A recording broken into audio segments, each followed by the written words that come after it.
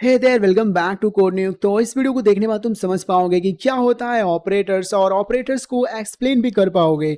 तो टॉपिक पे आने से पहले congratulations to all of you because हम लोग फाइनली चैप्टर 3 पे पहुंच चुके हैं और आई होप तुम बहुत ज़्यादा मेहनत कर रहे हो जावास्क्रिप्ट को समझने के लिए।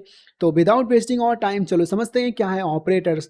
तो ये जो ऑपरेटर्स होते हैं ना वो खास प्रकार के सिंबल होते हैं या फिर खास प्रकार के कीवर्ड्स हो सकते हैं जावास्क्रिप्ट के अंदर जो कि यूज़ होते हैं कोई भी ऑपरेशन को परफॉर्म करने के लिए किसी भी वैल्यू या फिर वेरिएबल के ऊपर। तो यहाँ पे यार देखो दो चीज़ें हैं। पहला है कोई वैल्यू या फिर वेरिएबल होगा जिसके ऊपर हम लोग ऑपरेशंस परफॉर्म कर रहे होंगे, किसका यूज़ करके, कोई खास प्रकार का सिंबल या फिर कीवर्ड का यूज़ करके। तो वही चीज़ यहाँ पे लिखा भी हुआ है कि ऑपरेटर क्या करेगा, कोई ऑपरेंड्स को लेगा और ऑपरेंड्स को लेने के बाद उस पर क्या करेगा, कोई ऑपरेशन परफॉर्म करेगा और फाइनली रिजल्ट को प्रोड्यूस कर देगा। तो यहाँ पे यार देखो आई थिंक तुम्हें समझ में आ गया होगा कि ऑपरेटर्स क्या होता है।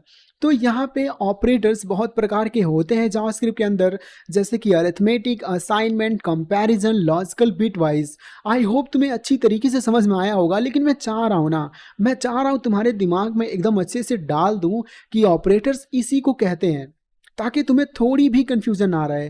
तो इसीलिए मैं चाह रहा हूँ कि मैं वीएस कोड का यूज़ करके तुम्हें समझाऊँ। तो यहाँ पे मैं क्या कर रहा हूँ, एक वेरिएबल ले रहा हूँ जिसका नाम ए है और उसमें मैंने क्या किया, कोई वैल्यू स्टोर कर दिया। और फिर मैंने क्या किया ना, मैंने एक और वेरिएबल लिया जिसका नाम बी है और उसमें मैंने क्या किया, 5 को स्टोर करा दिया। तो यहाँ पे यार देखो हमने अभी पढ़ा ऑपरेंड्स उसको कहेंगे या फिर कोई वैल्यू होगा, यार देखो ये वैल्यू है, या फिर कोई क्या होगा, वेरिएबल होगा। यार देखो ये वेरिएबल ही तो है ना, यार देखो ये वैल्यू तो ही तो है ना। तो यहाँ पे हम लोग दो चीज़ कर सकते हैं। पहले मैं इसको क्या कर रहा हूँ, कमेंट आउट कर दे रहा हूँ।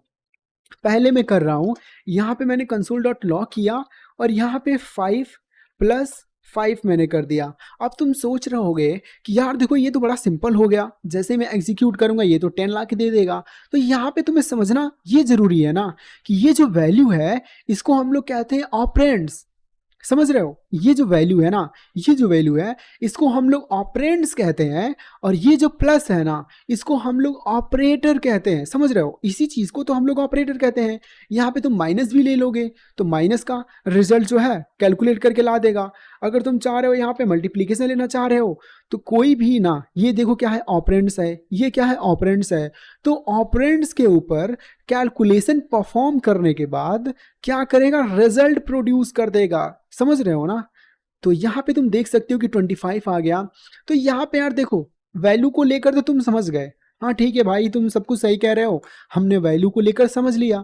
लेकिन तुम क्या करो ना, अब तुम वेरिएबल को लेकर भी तुम मुझे समझा दो। तो यहाँ पे मैं क्या कर रहा हूँ, मैंने as it is A multiply by B किया। तो ए क्या है, ए एक प्रकार का वेरिएबल है जो कि 5 वैल्यू को होल्ड कर रहा है, तो डायरेक्टली यहाँ पे 5 आ जाएगा। बी क्या है, बी एक प्रकार का वेरिएबल है जो कि 5 वैल्यू को होल्ड कर रहा है, डायरेक्टली यहाँ पे क्या होगा, 5 आ जाएगा। तो 5 और 5 में मल्टीप्लाई होगा, क्यों हो रहा है, क्योंकि ये जो ऑपरेटर है ना हमने क्या किया, बीच में लगा रखा है। तो जैसे ही मैं एग्जीक्यूट करूंगा तो यहाँ पे मल्टीप्लाई होके क्या होगा, 25 आ जाएगा। तो इस वीडियो में तुमने सीखा कि ये क्या है, वेरिएबल है, और ये क्या है, वैल्यू है।